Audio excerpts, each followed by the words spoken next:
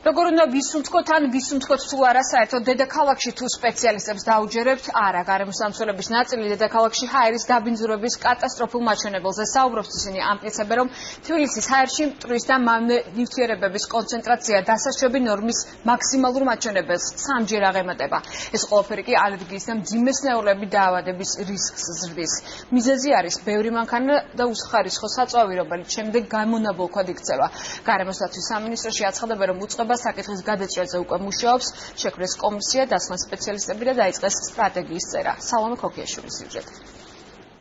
გმირთა მოედანი თბილისში ყველაზე საშიში ადგილია. გარემოსდამცველები ამბობენ, რომ ქალაქის ამ ნაწილში მტვრისა და მავნე ნივთიერებათა კონცენტრაცია ყოველთვის განსაკუთრებით მაღალია და პიკის საათებში სიცოცხლისთვის საშიშ ზღვარს აღწევს. მთლიანად დედაქალაქში კი სპეციალისტთა ინფორმაციით ჰაერის დაბინძურება დასაშვები ნორმის მაქსიმუმ 3-ჯერ აჭარბებს, რაც თბილისელების ჯანმრთელობას საფრთხეს უქმნის.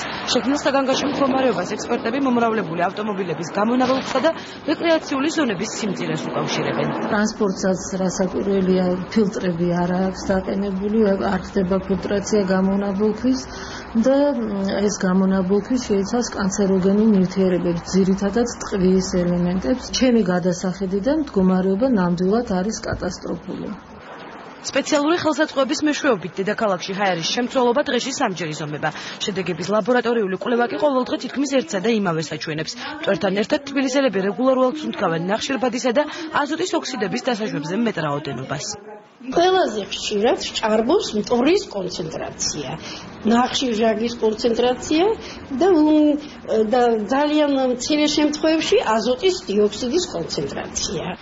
სხვადასხვა სახის ალერგიები და მძიმესნეულებები ეს ის დაავადებებია, რომელთა შემთხვევების მატებასაც გარემოსდამცველები თბილისში სწორედ დაბინძურებულ ჰაერს უკავშირებენ, რომელიც კანცეროგენებითაა გაჯერებული. მედიკოსთა აზრით მდგომარეობას განსაკუთრებით დიზელის წვის შედეგად მიღებული გამონაბოლქვი ამძიმებს. ეს უკანასკნელი სასუნთქი გზების დაავადებების ყველაზე მაღალ რისკს შეიცავს. გარდა იმისა, რომ ის ძალიან აგრესიულია და რეაქტიულობას აპირობებს სასუნთქი გზების, ის ასევე მატარებლის ფუნქციას ასრულებს, ანუ მასზე ალერგენები ჯდებიან, იხსნებიან და მას შეუძლია ძალიან კარგად გადაიტანოს ეს ალერგენები და გამოიწვიოს ალერგიული დაავადებები.